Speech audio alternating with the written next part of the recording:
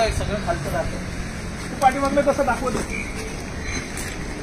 तेलाचे डबे वापरतात घ्या वेगवेगळ्या कंपनीचे खाली दाखवू आपण कारण ते सगळं वेगवेगळं स्टिकवर पाय नको पडत. जिथे नूडल्स बनते ना तिथून वरती आणि खाली येताना पण नूडल्स सारखी फिलिंग येते. तुम्हाला दाखवतो बघा इथं काय बनतंय. या आतमध्ये या.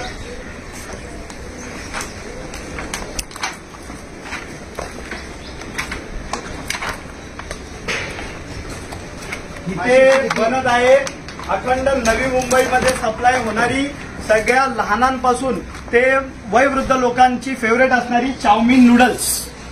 या इकडे चाऊमिन नूडल्स कोणत्या अवस्थेत बनते ते पाणी बघा. चाऊमिन नूडल्स साठी जे पाणी वापरलं जातंय ते पाणी बघा. सगळ्यात पाणी बघितलं. आता सगळ्यात महत्वाचा इन्ग्रेडियंट आहे जो मैदा. त्या मैद्यांवरती मास्क्या बघा. मशीन मैदा मशीन.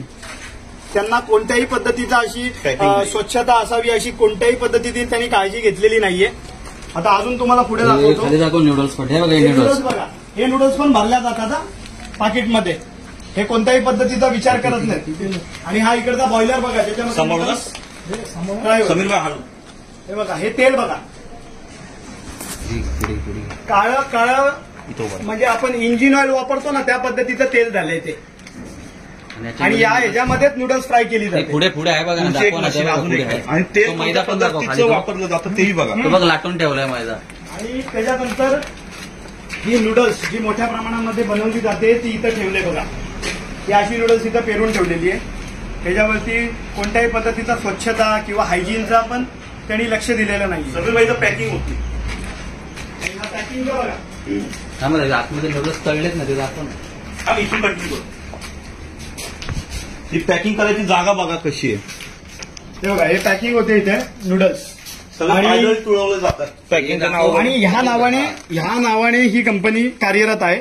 आणि हीच कंपनी फक्त कामोट्यात नव्हे तर कामोट्याच्या आजूबाजूला जे पनवेल महानगरपालिकेच्या हद्दीत जसं नवी मुंबईमध्ये किंवा खारघर वाशीपर्यंत ह्यांचा माल जातो. आणि ह्या पद्धतीचा माल आपण खातोय. ह्याच्याने आपल्या जीवाला किती धोका निर्माण होईल आपण विचार केला पाहिजे.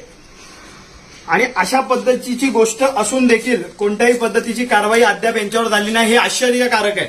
आणि ही कंपनी आजची नाहीये. फार वर्ष झाली या कंपनीला. आम्हाला ह्याची आज तक्रार आल्यानंतर लगेच आम्ही इथं धाव घेतलेला आहे. आणि प्रत्यक्षात आल्यानंतर हा चित्र म्हणजे भयान चित्र आहे. प्रशासनाला जबाबदार धरायचं. प्रशासनाला जबाबदार धरायचं. पनवेल महानगरपालिकेला जबाबदार धरायचं का अजून कोणाला जबाबदार धरायचं की स्थानिक काही लोकांना जबाबदार धरायचं. तर हे बघा हा तेलाचा डब्बा आहे. हा तेल याच्यामध्ये भरलेला आहे. वेगवेगळ्या कंपनीच्या तेलाचे डब्बे आहेत तिथे. एक मिनिट म्हणजे कंपनी बघू शकता. इंडिपेंडन्स ऑइल त्याच्या खाली केपी ऑइल्स. इथं तुम्ही बघू शकता स्टार रिफाईन. म्हणजे वेगवेगळ्या पद्धतीचं कंपनीचं तेल युज केलं जातं आणि ते आपण खातो. आपण आजच्या घडीला हे बघा हा मैदा ठेवलेला आहे. आणि ह्याच्यावरती पहिला माशी याचा आस्वाद घेते मग माणूस घेतोय. मग त्याच्याने आपल्या तब्येतीला किती चांगली गोष्ट घडेल.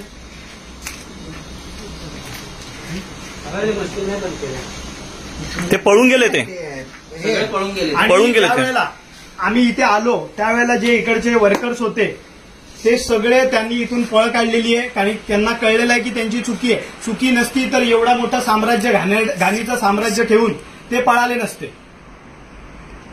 तर ते गुन्हेगार आहेत म्हणून ते इथून पळ काढलेलं आहे त्यांनी.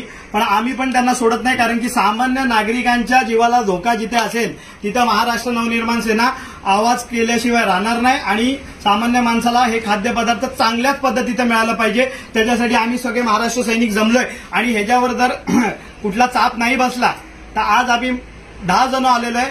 इथे 200 जण उभे राहतील. प्रशासनाने कारवाई नाही केली तर आम्ही आंदोलन करू त्याच्या संदर्भात. या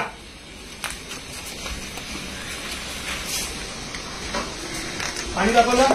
नूडल्सचं पाणी दाखवलं. पुन्हा एकदा